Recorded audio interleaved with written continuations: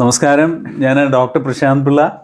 ഇന്ന് എനിക്ക് എൻ്റെ കൂടെ ഒരു വിശിഷ്ട വ്യക്തിത്വമുണ്ട്, ഡോക്ടർ സതീഷ് ഭട്ട്. വളരെ പോപ്പുലർ ആയിട്ടുള്ളൊരു ഡയബറ്റിക് ഫുഡ് സ്പെഷ്യലിസ്റ്റാണ് അദ്ദേഹം. വളരെ സ്പെസിഫിക് ആയിട്ടുള്ളൊരു ഏരിയയിൽ ഓപ്പറേറ്റ് ചെയ്യുന്ന ഒരു സ്പെഷ്യലിസ്റ്റാണ്. അപ്പോൾ ഡോക്ടർ സതീഷ്, എന്തുകൊണ്ടാണ് അങ്ങ് ഈ ഡയബറ്റിക് ഫുഡിൽ തന്നെ സ്പെഷ്യലൈസ് ചെയ്ത് അതിൽ ഫോക്കസ്ഡ് ആയിട്ട് പോകാനുള്ളൊരു കാരണം പറയാമോ? എല്ലാവരും മുഖവും കൈയും കഴുത്തും അല്ലേ ശരീരവും നല്ല രീതിയിൽ കാത്തു സൂക്ഷിക്കും. അതിൻ്റെ സൗന്ദര്യം എങ്ങനെയാണെങ്കിലും എന്തെങ്കിലും ക്രീമോ ലോഷൻസ് ഒക്കെ തേച്ച് എല്ലാം ശരിയാക്കാൻ നോക്കും.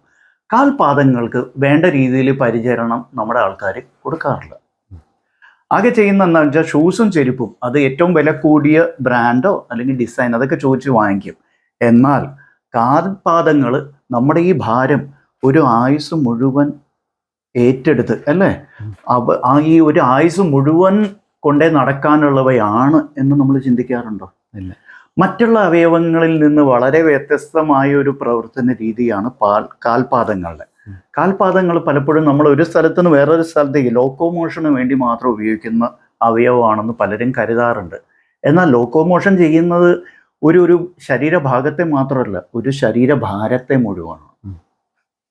നിങ്ങൾക്ക് 70 കിലോ ഉണ്ടെങ്കിൽ ഓരോ കാലും 35 കിലോ വീതമാണ് ഭാരം താങ്ങേണ്ടി വരുന്നതെന്ന് മാത്രമല്ല, ഈ ഭാരം താങ്ങി ഒരു ആയുസ് മുഴുവൻ ചലിക്കേണ്ടവയാണ്. 35 കിലോ നിങ്ങൾക്ക് 2 കൈയും കൊണ്ട് എത്ര നേരത്തേക്ക് പൊക്കി പിടിക്കാൻ പറ്റും? ആ 35 കിലോ ആണ് ഓരോ ദിവസവും നിങ്ങൾ ഉണർന്നിരിക്കുന്ന 10-12 മണിക്കൂർ നിങ്ങളുടെ കാൽപാദങ്ങൾ ഏറി അല്ലേ ഏന്തി നടക്കുന്നത്. അപ്പോൾ അവയെ നല്ല രീതിയിൽ പരിചരിക്കണം എന്നുള്ള ഒരു പ്രധാനപ്പെട്ട കാര്യമല്ലേ? ആരും ചെയ്യുന്നില്ല. ഞാനെങ്കിലും ചെയ്യണമെന്ന് എനിക്ക് തോന്നി. ഓർത്തോപെഡിക്സിലെ സ്പെഷ്യലൈസേഷന് ശേഷം ഞാൻ ഈ ഒരു ദൗത്യം ഏറ്റെടുത്തു. വണ്ടർഫുൾ. നമ്മൾ ഈ ജീവിക്കുന്ന ഭൂമിയായിട്ട് ഉള്ള ബന്ധം നമ്മുടെ കാൽപാദങ്ങളാണ്. കാൽപാദങ്ങളിൽ കൂടിയാണ് നമ്മുടെ ഭൂമിയായിട്ടുള്ള ബന്ധം. ഈ ജീവിക്കുന്ന ഈ ഉലകമായിട്ടുള്ള ബന്ധം, ഫിസിക്കൽ കണക്ഷൻ നമ്മുടെ കാൽപാദത്തിൽ കൂടിയാണ്. അപ്പൊ ആ കാൽപാദം നേരെയല്ല എന്നുണ്ടെങ്കിൽ തീർച്ചയായിട്ടും ബാക്കിയെല്ലാം പ്രശ്നമാവും. കറക്റ്റ് അല്ലേ? വേറൊരു കാര്യം കൂടി, ശരീരത്തിൽ ആകമാനം 206 അസ്ഥികളുണ്ട്. ഈ 206 അസ്ഥികളിൽ 4/1 നമ്മളെ കാൽപാദങ്ങളിലാണ്. ശരി. പിന്നെ 56 അസ്ഥികളാണ് 2 കാൽപാദങ്ങളിലും കൂടിയുള്ളത്. ശരാശരി 54 മുതൽ 56. അപ്പൊ 206ന്റെ 4/1 അല്ലേ? ഈ ചെറിയ കാൽപാദങ്ങൾ ശരീരത്തിന് 4/1 അസ്ഥികൾ ഉള്ള അവയവങ്ങളാണ്. അപ്പോൾ വളരെ പ്രധാനപ്പെട്ട അവയവങ്ങളല്ലേ? തീർച്ചയായിട്ടും.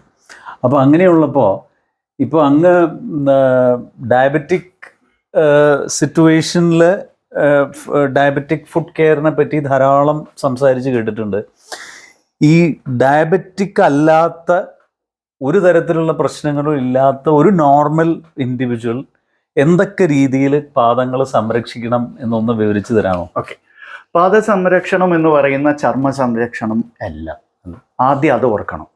പാദങ്ങൾ നല്ല രീതിയിൽ മിനുസമുള്ള ചർമ്മത്തിന് ഇതായാൽ എല്ലാം ഓക്കെ ആയി, അല്ലെങ്കിൽ നഖം വെട്ടി നല്ല ആകൃതിയിലാക്കിയാൽ എല്ലാം ആയി എന്നുള്ളൊരു ധാരണയുണ്ട്. തെറ്റാണ്. പാദങ്ങളുടെ പ്രധാന കടമ വെയിറ്റ് ബെയറിംഗ് ആണ് ആൻഡ് ലോക്കോമോഷൻ ആണെന്ന് നമ്മൾ മറക്കരുത്. അപ്പോൾ വെയിറ്റ് ബെയറിങ്ങിന് വേണ്ടി പാദങ്ങളിൽ സ്ഥിതി ചെയ്യുന്ന അസ്ഥികൾ മാത്രമല്ല മാംസപേശികളും സുശക്തമായിരിക്കണം. അപ്പൊ മാംസപേശികളുടെ പാദപരിചരണത്തിൽ ഞാൻ പറയുന്നുണ്ടെങ്കിൽ ഈ അസ്ഥികളുടെ മാംസപേശികളുടെ ആരോഗ്യത്തിൽ വേണം നമ്മൾ ഏറ്റവും കൂടുതൽ ശ്രദ്ധിക്കാൻ. അതിനെന്താ ചെയ്യേണ്ടത്? ഇവയ്ക്ക് നല്ല വ്യായാമം കിട്ടണം, ഇവയ്ക്ക് നല്ല സപ്പോർട്ട് കിട്ടാൻ പാദരക്ഷകൾ. അപ്പോൾ പാദപരിചരണത്തിൽ ഏറ്റവും പ്രധാനപ്പെട്ട കൃത്യമായ പാദരക്ഷകൾ എന്ന് പറയുമ്പോൾ ഫാഷൻ സ്റ്റേറ്റ്മെന്റ് മാത്രമല്ല, നിങ്ങളുടെ കാൽപാദങ്ങൾക്ക് അനുയോജ്യമായ, നിങ്ങളുടെ ജീവിത സാഹചര്യങ്ങൾക്ക് അല്ലെങ്കിൽ നിങ്ങളുടെ തൊഴിലിന് അനുയോജ്യമായ പാദരക്ഷകൾ തന്നെ നിങ്ങൾ ധരിക്കണം. കുറേ നടന്ന് ജോലി ചെയ്യുന്നൊരു വ്യക്തിയുടെ പാദരക്ഷകളായിരിക്കില്ല ഒരു ഡോക്ടർ എന്ന നിലയ്ക്ക് നിങ്ങളുടെ ആവശ്യം. ശരിയല്ലേ? ആ കാര്യം ഓർത്ത് വെച്ചിട്ട് വേണം പാദരക്ഷകൾ തിരഞ്ഞെടുക്കാൻ. Point number 1. പോയിന്റ് നമ്പർ 2, ശരീരത്തിന് നിങ്ങൾ പരിചരിക്കുന്ന അതേ പരിചരണം തന്നെ എത്രത്തോളം നിങ്ങൾ ഫേസിനെ പരിചരിക്കുന്നുണ്ടോ അത്രത്തോളം ഫീറ്റിനെയും പരിചരിക്കണം എന്നാണ് പറയുന്നത്. തീർച്ചയായിട്ടും. അതുപോലെ what you don't use inside your eyes do not use on your feet എന്നും പറയുന്നുണ്ട്. കണ്ണിലേക്ക് നിങ്ങൾ എന്തെങ്കിലും സാധനം എടുത്ത് ഒഴിക്കുകയോ? ഇല്ലല്ലോ. പിന്നെ എന്തുകൊണ്ട് കാൽപാദത്തിൽ കണ്ണി കണ്ട സാധനങ്ങളൊക്കെ എടുത്ത് ഒഴിക്കുന്നു? പലരും കാലിൽ എന്തൊക്കെയാണോ ഒഴിച്ചു കൊണ്ടുവരുന്നതെന്ന് കേട്ടാൽ നിങ്ങൾക്ക് ഞെട്ടലുണ്ടാവും. ടർപ്പിൻറ്റിൻ പോലത്തെ സാധനങ്ങൾ ഒഴിച്ച് കാലിൽ വന്ന ആൾക്കാരുണ്ട്. ഡെറ്റോള്, സാവലോൺ. കാരണം എന്താണെന്ന് വെച്ചാൽ നമ്മുടെ ആൾക്കാർക്ക് ഈ കാൽപാദങ്ങൾ നനച്ചാലേ സുഖം കിട്ടുള്ളൂ. കാൽപാദങ്ങൾ വൃത്തിയായിട്ട് വെക്കണമെന്നുണ്ടെങ്കിൽ നനയ്ക്കണം. നനച്ചത് കുതിർക്കണം. നനച്ചാൽ മാത്രം പോരാ, വെള്ളത്തിൽ മുക്കി വെക്കണം. കുതിർത്ത് കഴിഞ്ഞപ്പോൾ ഇത് കിടന്ന് ഒരയ്ക്കണം. ഇതിട്ട് ഒരയ്ക്കണം. ആണോ?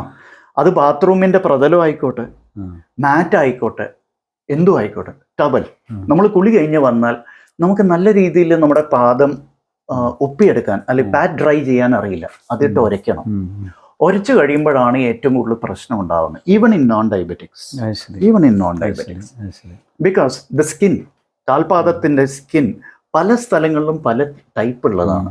അപ്പൊ ഡോർസം, പാദത്തിന്റെ മുകളിലുള്ള സ്കിൻ അല്ല, പാദത്തിന്റെ അടിയിലുള്ള സോളിൽ തന്നെ വെയിറ്റ് ബെയറിങ്ങിന് ഏരിയയിൽ ഒരു പ്രത്യേക തരത്തിലുള്ള സ്കിൻ ഇതുണ്ട്. ആൻഡ് വെയിറ്റ് ബെയറിങ് അല്ലാത്ത ആർച്ചിൽ വേറെ ടൈപ്പ് സ്കിന്നാണ്. നിങ്ങളുടെ പാദം തൊട്ട് കഴിഞ്ഞാൽ നിങ്ങൾക്ക് അറിയാൻ പറ്റും. അപ്പോൾ അതിനനുസരിച്ച് വേണം പാദപരിചരണം ചെയ്യാൻ. അപ്പോൾ ഒരയ്ക്കുന്നത് എല്ലായിടത്തും ഇട്ട് ഒരച്ചിട്ടുണ്ടെങ്കിൽ അത് ബുദ്ധിമുട്ടാവും.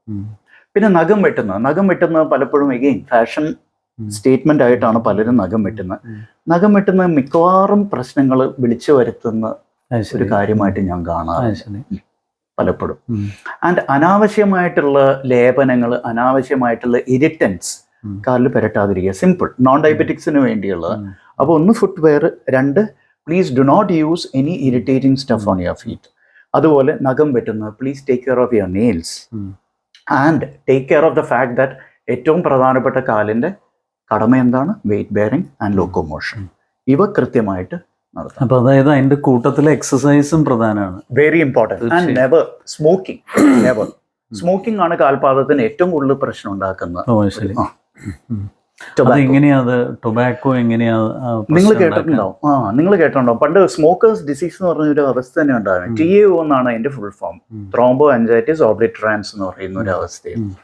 അതിലെന്താ പറ്റുന്ന വെച്ചാൽ കാൽപാദങ്ങളിൽ ഈ രക്തധമനികളുണ്ടല്ലോ, രക്തധമനികളിൽ എത്തിക്കഴിയുമ്പോൾ എൻഡ് ആർട്ടറീസ് എന്ന് പറയും. അവിടെ ചെറിയ കൊലാട്രൽസേ ഉള്ളൂ.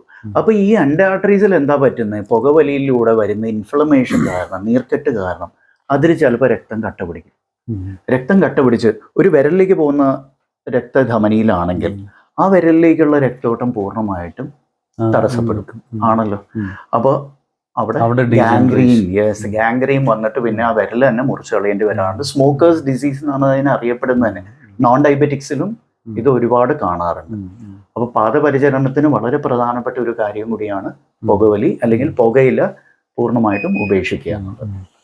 പിന്നെ അങ്ങ് ഈ എക്സസൈസ് സംബന്ധിച്ച് പറയുകയാണെങ്കിൽ കാൽപാദത്തിനും പൊതുവെ കാലുകൾക്കും ഏറ്റവും അധികം എക്സസൈസിന് അതിനെക്കുറിച്ച് കുറച്ചൊന്ന് വിശദമായിട്ടൊന്ന് സംസാരിക്കാമോ? എന്തൊക്കെ എക്സസൈസസ് ആണ് നല്ലത് എന്നുള്ളത്? ഓക്കെ. പൊതുവെ കാൽപാദത്തിന് ഞാൻ പറയാറുള്ള വളരെ ലളിതമായ എക്സസൈസ് നിങ്ങൾക്ക് തന്നെ സ്വയം ചെയ്യാവുന്നത്.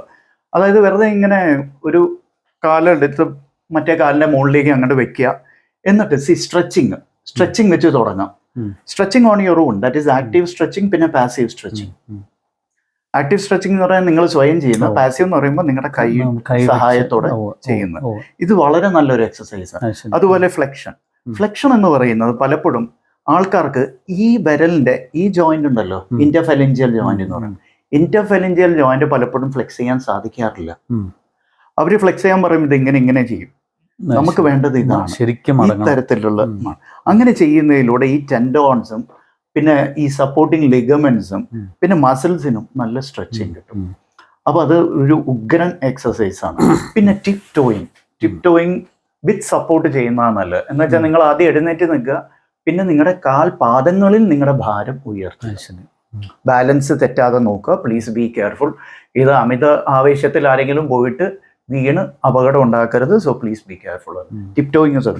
പിന്നെ കാഫ് പുഷപ്സ് എല്ലാവർക്കും അറിയാവുന്ന, യൂട്യൂബിൽ സ്ഥിരമായിട്ട് വരുന്ന calf push-ups are very good. കാരണം കാഫ് മസിൽസിന്റെ ഏറ്റവും അറ്റത്തുള്ള അക്കീൽസ് ടെൻഡോൺ എന്ന് പറയുന്ന ഒരു വള്ളിയാണ് കാൽപാദത്തിനെ ശരിക്കും ഉറപ്പിച്ചു നിർത്തുന്ന ഒരു പ്രധാന ഘടകം, അറിയാവുന്നതാണല്ലോ. അപ്പോൾ അക്കീൽസ് ടെൻഡോൺ സ്ട്രെങ്തൻ ചെയ്യുന്നതിലൂടെ കാൽപാദത്തിന് നല്ലൊരു എക്സസൈസ്. ഇത് സ്പെസിഫിക് ആയിട്ട് കാൽപാദത്തിനെ കുറിച്ച് മാത്രമാണ് ഞാൻ പറഞ്ഞത്. പൊതുവെ നിങ്ങൾ ചെയ്യുന്ന നിങ്ങൾക്ക് അനുയോജ്യമായിട്ടുള്ള എക്സസൈസസ് എല്ലാം കാൽപാദത്തിനും നന്നായിരിക്കും. കാൽപാദത്തിന് വേദനയുള്ളവർ എന്നാൽ ഇമ്പാക്ട് എക്സസൈസസ് ഒഴിവാക്കുക. എന്ന് വെച്ചാൽ ബ്രിസ്ക് വാക്കിംഗ്, അത് ട്രെഡ്മില്ലിലായിക്കോട്ടെ പുറത്തായിക്കോട്ടെ, അതുപോലെ ജമ്പിങ്, ഹോപ്പിംഗ്, ജമ്പിങ് ജാക്സ്, ആ തരത്തിലുള്ള എക്സസൈസ്, സ്കിപ്പിംഗ് എല്ലാവർക്കും അനുയോജ്യമായിട്ടുള്ള എക്സസൈസ് അല്ല. അപ്പൊ കാൽപാദത്തിന് പ്രശ്നമുള്ളവർ ഇവയൊക്കെ ഒഴിവാക്കണം. അല്ലെങ്കിൽ പൊതുവെ നിങ്ങൾ ചെയ്യുന്ന എക്സസൈസസും പിന്നെ ഈ കാണിച്ച സ്ട്രെച്ചിങ് എക്സസൈസും വളരെ ഫലപ്രദമാണ്. പിന്നെ ഈ കാഫ് മസിലിനെ പറ്റി കുറിച്ച് സംസാരിക്കുമ്പോൾ നമുക്കത് it is suppose to be the second heart എന്ന് പറയും. അപ്പോൾ ശരിക്കും നമ്മൾ ആ പ്രോപ്പറായിട്ടുള്ള കാഫ് പുഷപ്സ് ചെയ്ത് കഴിഞ്ഞാൽ automatically that stimulates the second heart and it also stimulates circulation. Definitely. അതൊരു വളരെ പ്രധാനപ്പെട്ടൊരു ഗ്യാസ്ട്രോനീമിയസും സോളിയസും എന്ന് പറഞ്ഞ 2 ഗ്രൂപ്പ് ഓഫ് മസിൽസ് ആണത്. അപ്പോൾ കാഫ് മസിൽസ് എന്ന് പറയുമ്പോൾ നിങ്ങളുടെ മുട്ടിന് താഴെ പുറകില്, കാലിന്റെ പുറകിലുള്ള വീർത്തിരിക്കുന്ന വളരെ മാംസളമായ ഭാഗം, അതിനെയാണ് ഈ കാഫ് മസിൽസ് എന്ന് പറയുന്നത്. 2 പ്രധാന മാംസപേശികളാണ് ഇതിന്റെ ഘടന, ഗ്യാസ്ട്രോനീമിയസ് പിന്നെ സോളിയസ്. അപ്പോൾ ഗ്യാസ്ട്രോസോളിയസ് കോംപ്ലക്സ് എന്നാണ് ഇതിന് പറയുന്നത്. അതാണ് പിന്നെ ചുരുങ്ങി വന്ന് അക്കിൽസ് ടെൻഡോൺ അല്ലെങ്കിൽ ടെൻഡോ അക്കിലീസ് ആയിട്ട് ഉപ്പുറ്റിയിൽ ചെന്ന് യോജിക്കുന്ന ഭാഗം. അപ്പോൾ ആ മസിലിന്റെ സ്ട്രെങ്ത് മുഴുവൻ ടെൻഡോ അക്കിലീസിൽ കോൺസെൻട്രേറ്റഡ് ആയി വരാം. ഒരു വലിയ മസിലിന്റെ ഇങ്ങനെ അത് വീതി കുറഞ്ഞു വന്ന് ആ വള്ളിയിലേക്ക്, അപ്പോൾ ആ വള്ളി സുശക്തമായി നിലനിർത്താൻ സാധിച്ചാൽ കാൽപാദത്തിന്റെ ശക്തിയും നമുക്ക് ഒരു പരിധിവരെ നിയന്ത്രിക്കാൻ പറ്റും. പിന്നെ താങ്കൾ പറഞ്ഞ പോലെ ഒരു സെക്കൻഡ് ഹാർട്ടായിട്ടാണ്, പെരിഫറൽ ഹാർട്ടായിട്ടാണ് ഈ മസിലിനെ അറിയപ്പെടുന്നത്. അപ്പോൾ ഈ മസിലിന്റെ പ്രവർത്തനം ഉത്തേജിപ്പിക്കുന്ന വ്യായാമങ്ങൾ ചെയ്യുന്നതിലൂടെ തീർച്ചയായിട്ടും ഈ പറയുന്ന രക്തചംക്രമണം നമുക്ക് നല്ല രീതിയിൽ നന്നാക്കിയെടുക്കാൻ പറ്റും. That's a very good point that you rice.